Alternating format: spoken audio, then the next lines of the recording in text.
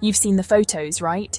The incredible limestone casts of Halong Bay, the dreamy lantern-lit streets of Hoi An. But let's talk about the reality they don't always show you. That beautiful, brilliant chaos they call traffic, menus that look like cryptic puzzles, and a constant, wonderful whirlwind of new sights and sounds. It's easy to think a solo trip to Vietnam is completely dialed in, only to find out you're wrong. That can cost you money, time, and a whole lot of stress you don't need. Some lessons have to be learned the hard way, on the road. So, here are the top 10 essential insights to dodge the scams and skip common mistakes. Let's get into it. One of the biggest complaints from solo travelers is getting scammed by taxis the moment they land. It's an awful feeling, being stuck in a car, watching a rigged meter climb, and realizing you're being targeted because you're new. That said, not all taxi drivers are bad. Many are honest professionals just trying to do their job. The problem is that as a newcomer, you can't always tell the difference on day one. The easiest way to avoid that stress entirely is the Grab app. It removes the guesswork and the haggling. The price is shown up front, along with the driver's name and the exact route in real time. What could be an uncertain situation turns into a smooth, predictable experience. The smart move is to download the app and link a credit card before flying. It's one of the simplest things you can do to protect your peace of mind from the moment you land. The second real test for solo travelers in Vietnam isn't trying strange food or haggling at a market. It's crossing the street in Hanoi or Ho Chi Minh City. At first, it's intimidating. You can stand on the curb for minutes, completely frozen, watching a non-stop river of motorbikes stream past. The instinct is to wait for a gap, and that's the mistake. In busy areas, that perfect opening almost never comes. What most travelers wish they'd known is this: you don't wait for the river, you become part of it. The key is to walk slowly, confidently, and predictably. Step off the curb and keep a steady pace. Don't run, don't stop, and don't make sudden moves. The drivers see you, they read your movement. They adjust and flow around you like water around a rock. It feels like a leap of faith, but the first time it works, something clicks. You've unlocked a superpower, and with it, the freedom to truly move through the city. Renting a motorbike while traveling is a high-stakes decision. If you do it, take these steps to reduce legal, financial, and physical risk. Only ride if you're already experienced. Chaotic traffic and unfamiliar rules are not a place to learn. No license and years of experience? Don't ride. Carry a valid international driving permit. Without an IDP that includes a motorcycle endorsement, your insurance is often void even with a premium policy. Document the bike before you leave. Take a full walk-around video and photos showing existing damage, tire condition, brakes, lights, and the rental shop itself. Never leave an original passport with a rental shop.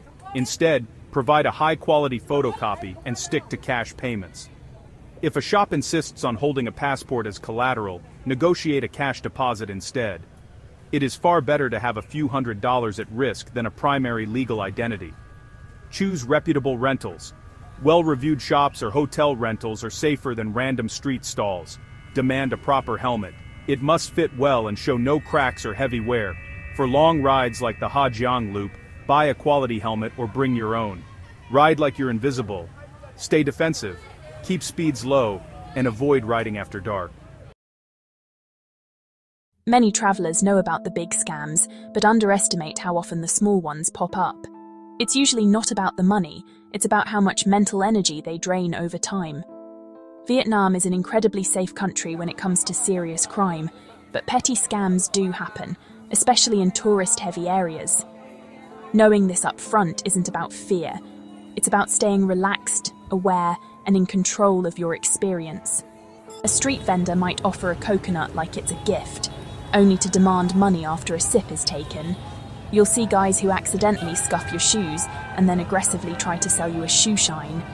And now scams are online, with fake tour agencies on social media taking deposits for cheap trips and then just vanishing. What's crucial to know is this: a healthy dose of skepticism will save you so much trouble. Always agree on a price before you accept anything. Be a little wary of anyone who is overly friendly right off the bat. And for tours, book through your hostel or with companies that have an actual office you can walk into, not just a slick-looking Facebook page. The Vietnamese dong, VND, has a lot of zeros, a lot, and the banknotes can look ridiculously similar. The 20,000 dong note and the 500,000 dong note are both bluish, and it's easy to make a very expensive mistake with them. When you're paying for street food in a dimly lit alley, it's an easy mix-up. Here's a simple fix to adopt from day one. Organize your wallet. Keep the big notes, like the 500,000s, in a totally separate section from the smaller bills for daily stuff.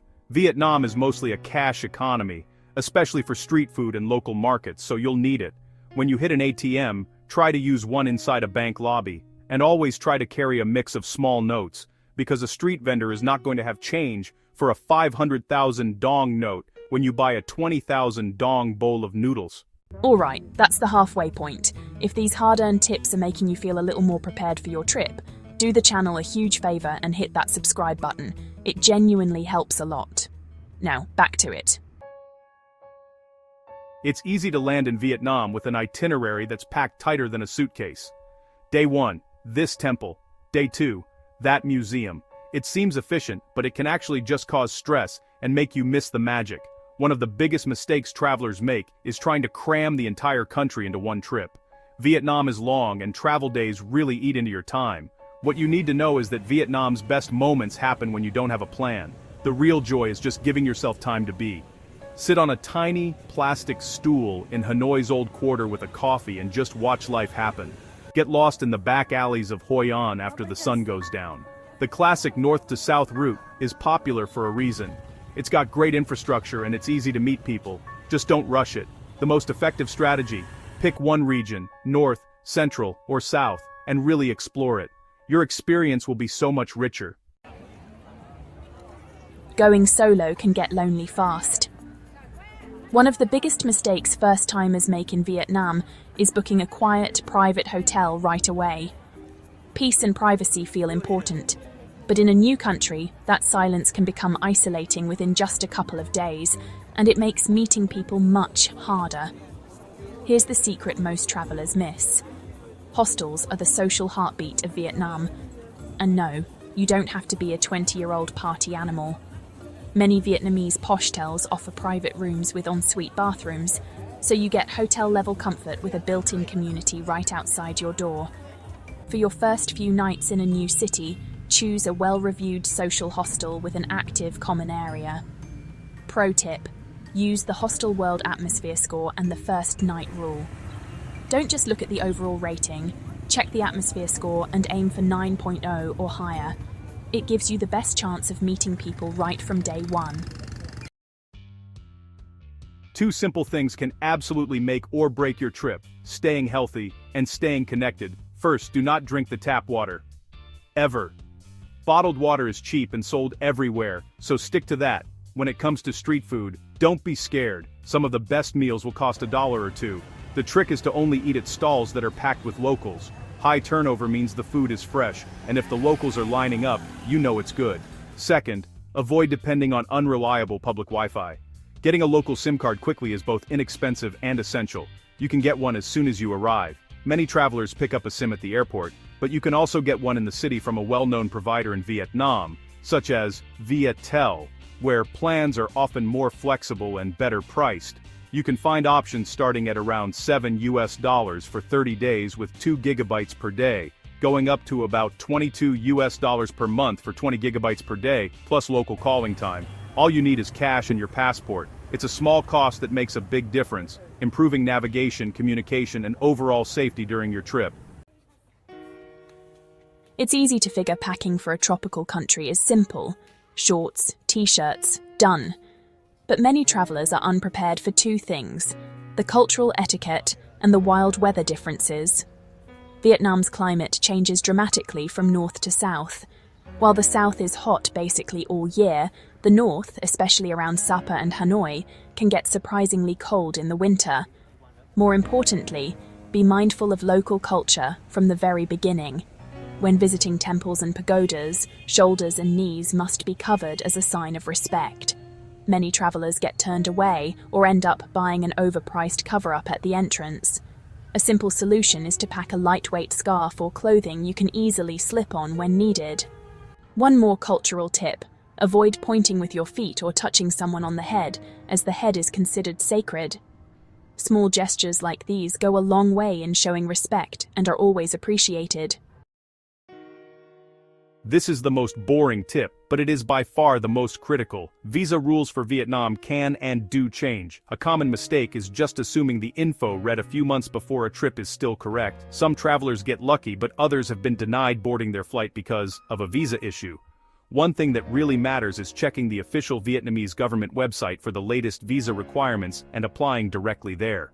After recent updates, Vietnam's e-visa program is now open to citizens of all countries and allows stays of up to 90 days. It's also important to know that some travelers don't need a visa at all. Depending on your passport, Vietnam allows visa-free entry for up to 45 days, so it's always worth checking before applying.